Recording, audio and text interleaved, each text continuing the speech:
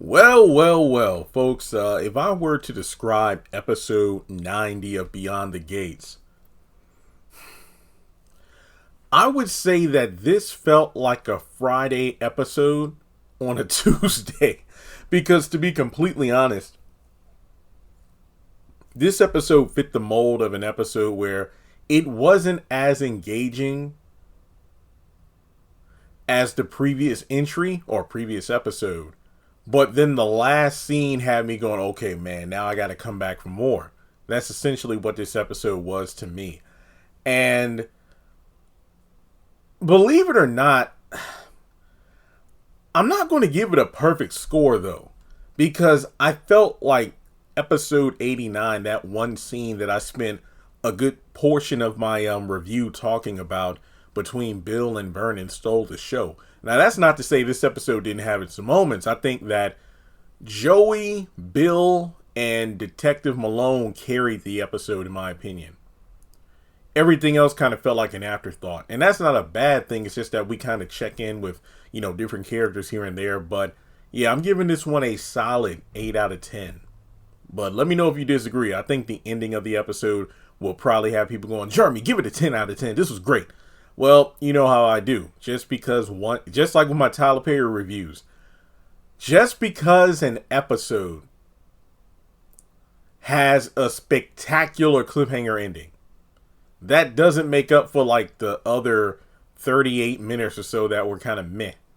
But let's jump in. Also, I believe someone in the comments section of my last review said, hey, Jeremy, when you mentioned Danny being 19 and then taking over the fashion world for 2 years until she was 21, it was mentioned that she was 17. So that's my bad. I forgot. Danny was 17 through 19, dominating. So that even makes the conversation piece about Bill and Vernon even worse. If assuming Bill is around the same age as Danny when, especially when they met, he would have been maybe late teens, early 20s. And then Vernon taking him under his wing and possibly corrupting him at such a young age led to the damaged man that we saw in the previous episode. But speaking of Danny, she's at the country club and Vanessa shows up and they talk about, planning for an upcoming photo shoot. Danny's worried about, returning to the world of modeling and the fact this could be a failure. I find this to be an interesting dynamic due to the fact that her own mother is re-entering a world that she hasn't partaken in for decades, just like with Danny. I mean, true, Danny has still been involved with the fashion world, but through her daughter. It isn't her that's front and center on stage for the world to see, that sort of thing.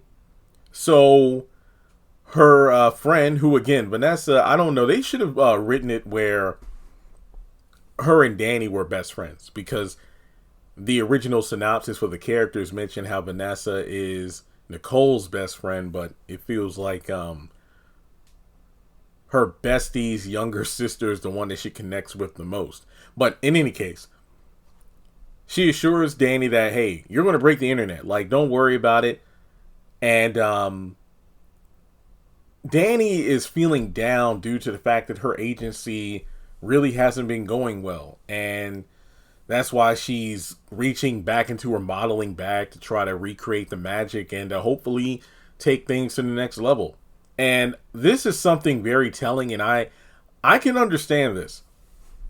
She worries that by going back out there into the modeling world as a model, if it flops, this could erase her legacy. And I know this is a weird comparison, but let's talk about Will Smith for a moment here, because he's been getting online traction for all the wrong reasons lately. And no, it has nothing to do with Jada, not Chris Rocky. Well, then again, he did reference the slap in one of those freestyles, because a lot of people have been talking about the quote-unquote downfall of Will Smith, how it's almost like he's trying to either reinvent himself or put himself back out there to try to, reclaim a bit of the positive nature of his persona post-slap. But him going to like different, social media outlets and whatnot. It just feels really forced, and he's doing these random freestyles and whatnot. And to be honest, they're kind of cringy compared to, when he first came out and went in the late 80s, early 90s. And I'm not saying Will Smith can't rap. I wouldn't put him in like my top 15 rappers of all time or anything, but it just seems like the stuff he's doing now is sadly what he's probably going to be remembered for. Now, yes, I know the slap kind of disrupted everything, but let's just talk about musically.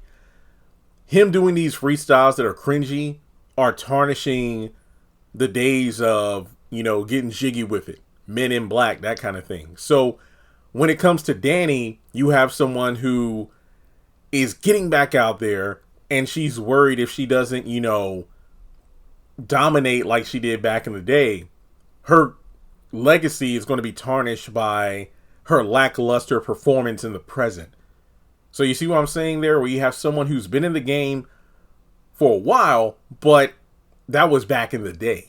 And then coming back into the day and age of social media, hashtags, everybody, like everything you do is recorded.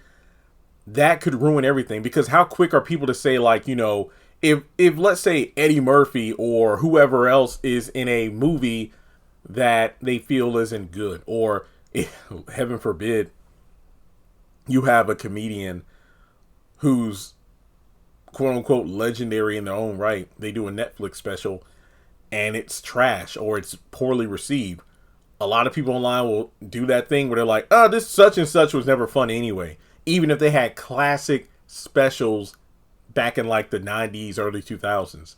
So I can definitely see where Danny's coming from. And this to me is trickled down from her mom, because that goes back to, wasn't it Friday's episode when, Sharon and Tracy were getting on Anita for doing too much, where it's like, look, I'm just putting up money so we can get a choreographer and we can get some vocal coaches, because if you're talking about getting this tour together, reuniting the articulates and going back out there after decades, we can't just go up there and funk up the stage. We got to practice. Remember Soulman, Samuel L. Jackson, Bernie Mac, when they were going to perform at their third group member who left the group, went solo and whatnot. Kind of gives Articulate vibes there, huh? And, as they're traveling to the funeral, Bernie's character scheduled some performances along the way. It's like, hey, we can't get up there on that stage and, stink up the joint. We got to practice. And that's exactly what they did. And then when it was time, for lights, camera, action, they killed it. And I feel like Anita feels the same way. I mean, that was why she was hesitant to do the karaoke, because it's like, people got their phones and everything. And my voice isn't what it used to be. So yeah, I can definitely see where Danny is coming from about not wanting to tarnish her legacy. And keep in mind, it's interesting she would say something like this, considering the fact that the whole quote unquote shotgun wedding from the beginning of the show, I forgot the two characters' names, but the ones who were like modeling agents or whatever, they were telling Danny that her stunt kind of revitalized her presence online.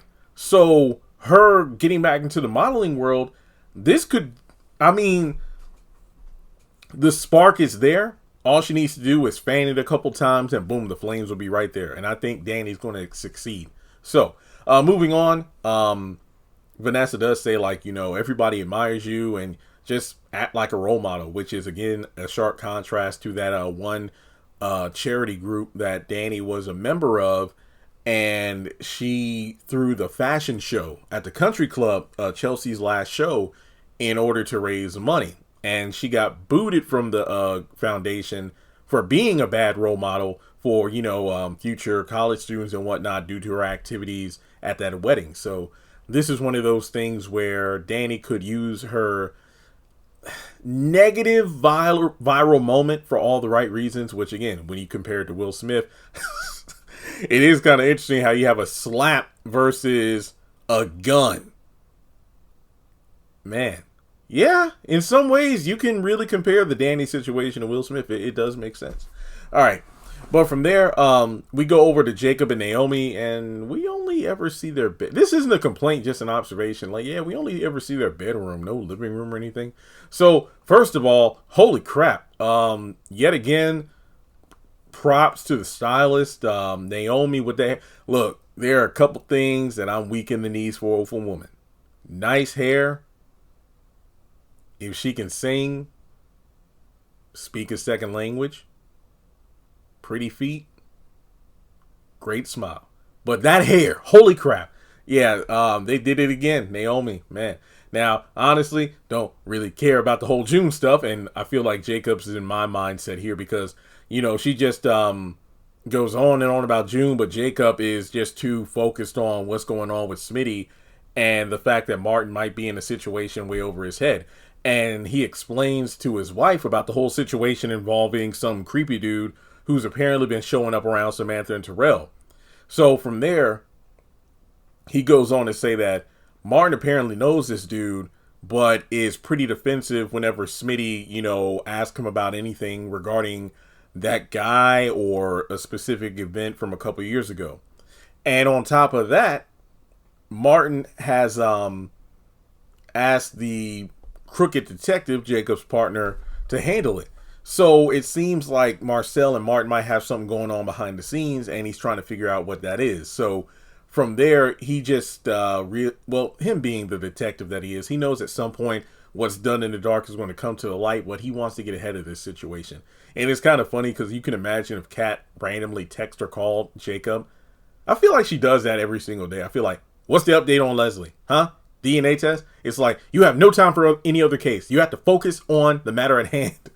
So, Naomi is just taken aback by all this drama due to the fact that when you look at the Hamiltons versus Richardsons, it's crazy because Aunt Nicole and Uncle Ted, like the Richardson side of the family, used to be the stable one compared to my branch of the family tree, but that isn't the case anymore. And she does mention how she's worried about Samantha due to the fact that she's probably going to have an awakening, if you will, to the fact that her father isn't exactly the man he presented himself to be in relation to Martin, in the similar way that Naomi realized that about her own father. So from there, she kind of compares Martin not opening up and telling Smitty anything to June not explaining anything to her either. And Jacob just says, well, we just both got to keep probing on our respective situations to see if we can figure something out. So Naomi calls about June to someone. I can't remember. Is this the same number she found in that picture? And the person on the other end of the phone goes off saying, my sister is dead to me. So June has a sister out there. Very interesting. So we go over to the diner, and that's really where the focus for the majority of the rest of the episode lies. So here's what we know. Martin has taken it upon himself to put it into things, to put it into the blackmail, stalking, extortion, and whatnot. He's holding a press conference to just tell everything. Oh yeah, also in the diner there is no family or staff or anything. Pretty much, he's kind of written out the place for this conference. So his grandfather arrives and just says, look, I hope you aren't planning to do what I think you're planning to do. Because if you do, your life is over and that's it. And Martin is just certain that this is what he needs to do for the sake of his kids.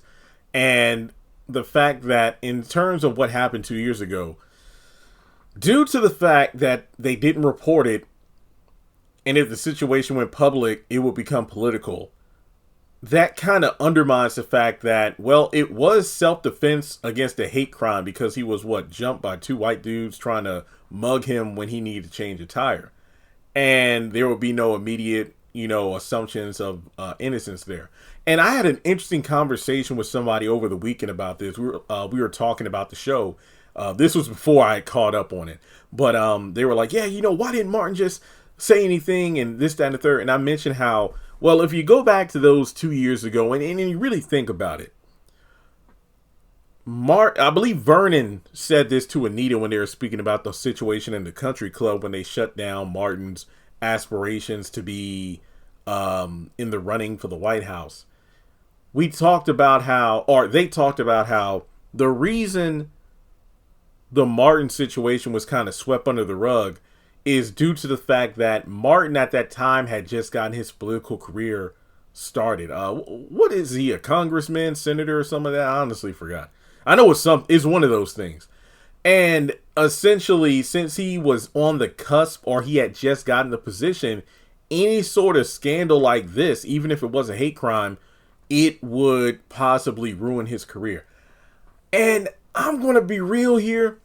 While on some level I do believe Vernon did this for the sake of Martin and his family, I can't help but think at the root of the issue or any sort of scandal that is either handled by Bill or covered up, whatever the case may be, I think this is all in the name of protecting the Duprees. Because keep in mind, go back to the first week of the show.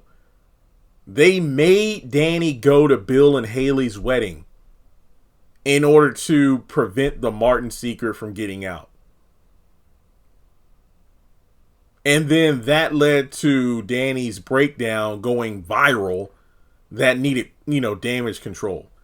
All of that could have been avoided had Danny not been forced to go. So I feel like Martin always, pre-allowing Smitty to go back to work.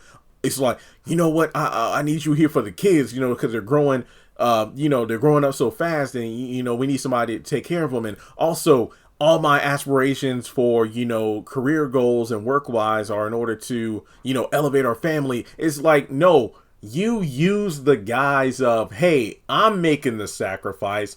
I'm working hard for our family, when it's like, no, you have your own greedy ambitions and we're all just nothing but pawns and chess pieces that we need to keep up a certain appearance so you look good for your career. Now, flip it over to Vernon. As much as he says, I'm doing this for the family or, to protect my kids and you're doing this to protect the squeaky clean Dupree name, which just lets me know that based off this shady activity that Vernon does via Bill or whoever else to get their hands dirty, his forefathers probably did the same kind of shit. Like you can't get this far, that rich, that wealthy, wealthy because I forgot what comedian said it, but they broke it down so well in terms of the difference between rich and wealthy. It was probably Chris Rock. Yeah, I think it was Don't Kill the Messenger or something like that. And he talked about, basketball players are rich. The white man that signs their checks are wealthy. Basically, it's generational wealth that gets passed down. So rich is like buying rims and grills and stuff, and then you lost all that money within a couple of years. Wealth is something that, goes down the family tree, generation to generation. And I feel like his father probably instilled in him, the importance of doing whatever it took to maintain the Dupree status in the community because, what is that saying? Like, if it's black, it has to be better only to get like half as much as white folks. Oh, no. That was scandal.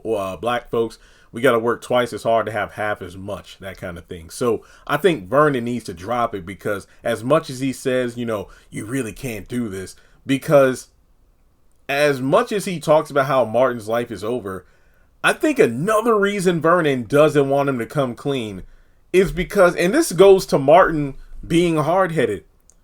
Martin, you come clean, and I get it, it's to protect your family and whatnot, but what about all the individuals involved with the cover-up? Elon, Marcel, Bill, Joey, Ted, Vernon, to an extent, Anita. Just like over half a dozen people involved. Now you could argue, but Jeremy, Martin said he wanted to be involved with this situation to help, alleviate it, but he was pushed out. Everybody told him they'd take care of it, but now they didn't due to Randy, and it got even worse. That's true.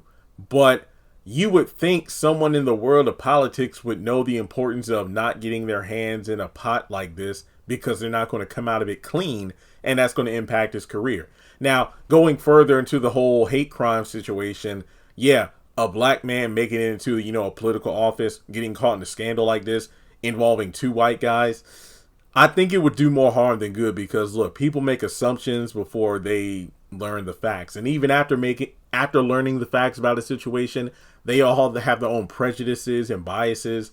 And as a result, it would have, probably slowed down, if not brought Martin's career to a halt. Not to mention, going back to protecting the family name, you have Martin, who was idolizing his grandfather, who has this squeaky clean reputation for his political career as a senator, and to actually have his grandson being involved in a murder of a white man.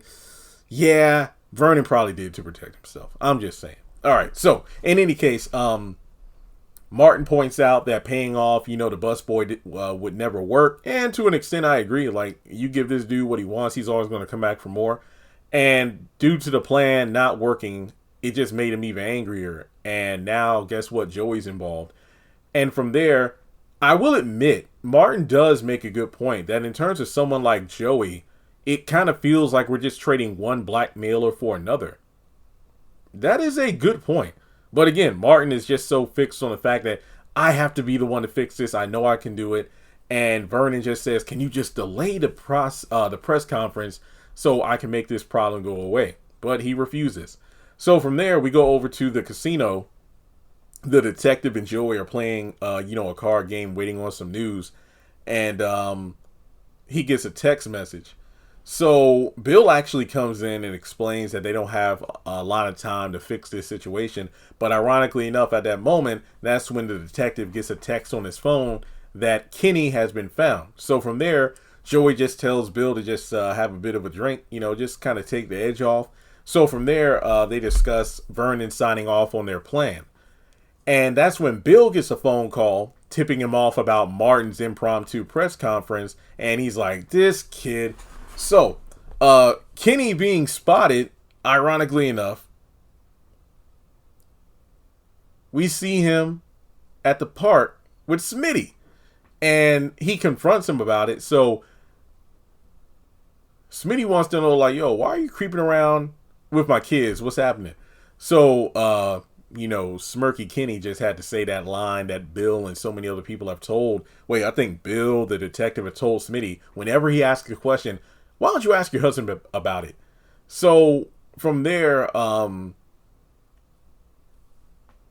he's missed a drop off and explains that your husband is being blackmailed because he's the bad guy in this situation. And then we go over to Martin and Smitty's house, and the hard-headed kids are talking, Terrell and Samantha. They're just talking about the situation involving Kenny and the fact that they messed up bad, between you bringing him home and me interacting with him at the park, even though I really didn't know who he was. And, Pop clocked him across the face. And there's some sort of beef going on because he's a weirdo. So essentially, that's why Pop is so upset and has police watching the house. And then you weren't here when Pop got threatened to be kicked out if he leaves. So they're worried about what's going to happen, with their fathers. But Samantha reassures her brother, like, you know what? I think it was just a situation involving stress, kind of a heat of the moment. So I don't really think they're splitting up. That's when Smitty comes back home, and they have a lot of questions. So he just basically says, like, look, you know what? Let's kind of breathe, and we'll just go through these questions one by one, because there's a lot to unpack. And ironically enough, Smitty does say, once I pack Martin's bags,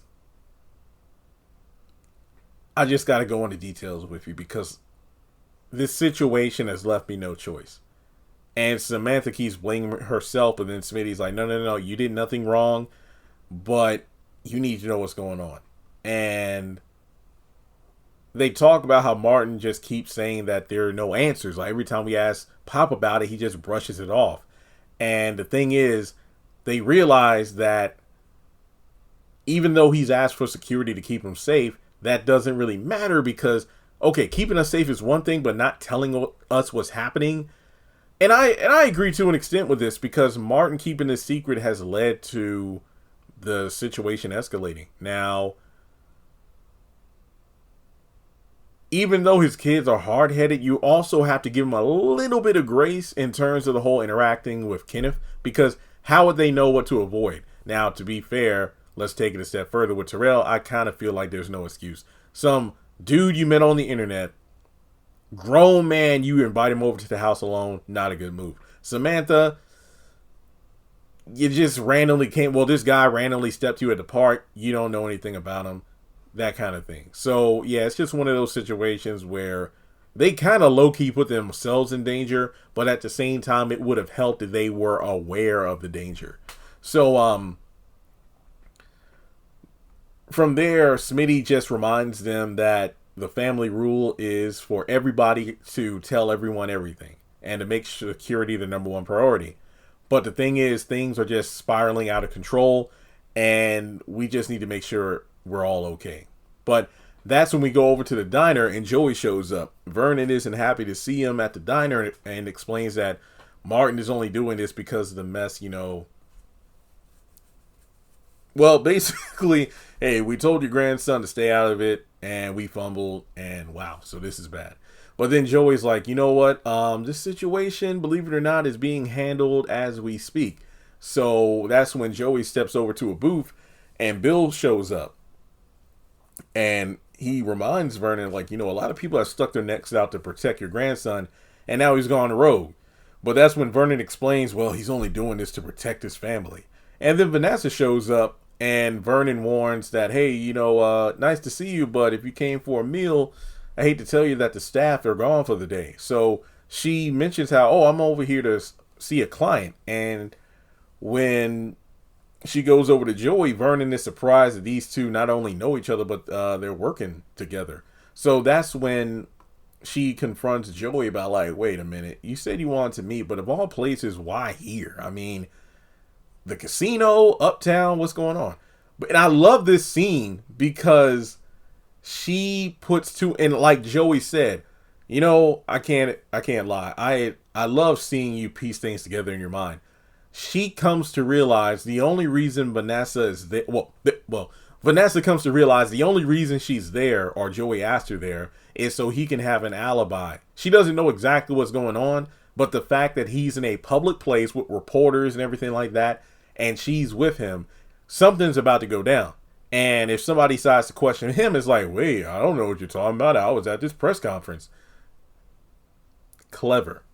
So Martin is surprised to see Bill, and Bill just says something very surprising that caught Martin off guard. Hey, I think you're making a mistake, but I'm here to stand by your side. And Martin just comes clean like, look, I'm tired of lying and dancing to other people's tunes, and I need to, do this my own way. And yet again, he's surprised when Bill says, well, if you come clean, you're going to need a great lawyer. And Bill, Martin's just taken aback that Bill is offering to help him. So I think that's pretty cool.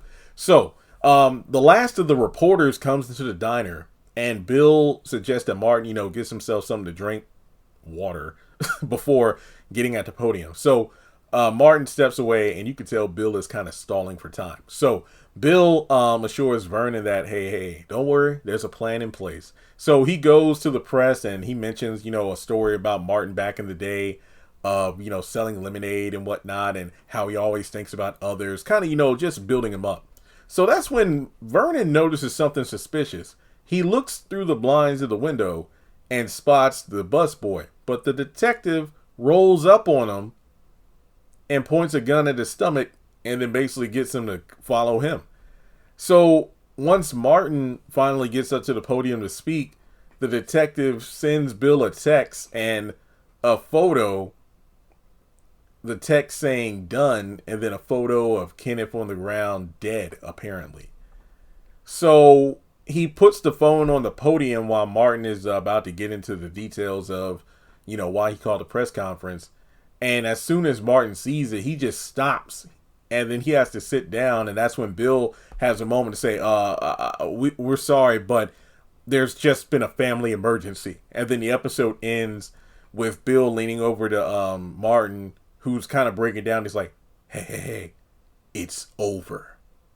And that's it. Now, a couple things. Hell of an ending. And like I said, this could have made for a great Friday episode. But was it the right idea to take and text a photo of a dead body? I mean, even if these are like burner phones or something, I feel like this is a digital footprint gone wrong. And something else to consider is that it could be possible that unless Kenneth is, swept off the face of the earth, Smitty might get in trouble somehow. And you're probably like, wait, why?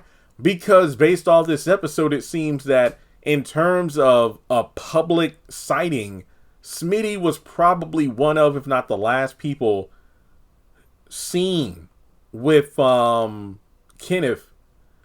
And even though Martin got this quote-unquote closure, he's going to go home and his bags are going to be packed. Like, how is he going to explain this to Smitty and the kids? And not to mention, on top of that, you got to think about, was it the right move to show Martin that photo? Because dude's emotional and mental capacities are already breaking down, and I feel like seeing this might not be a good thing for his inner psyche. Because I know some people are just glad this is over, but I mentioned this in my last round of reviews. I said it would have been something else if when he got home and saw Kenny playing chess with Terrell, it wasn't actually him, but just another white guy. And it would have been like, oh, damn, Martin is getting more and more unhinged every time he sees a white person.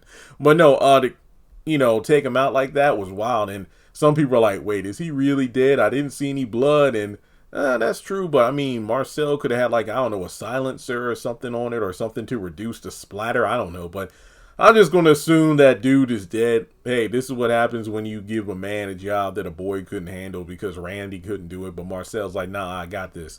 And on top of that, if nothing else, hey, Marcel, you've earned that retirement. So, with that being said, do you think this is really over, or do you think this is just the beginning of more drama? So, thanks so much for tuning in, folks. Yeah, I'm going to, be as consistent as I can this week to have my reviews up the same days at the actual episode, because we're closing in on episode 100. So, with that being said, thanks so much. Like and subscribe, and I'll catch you all in the next video.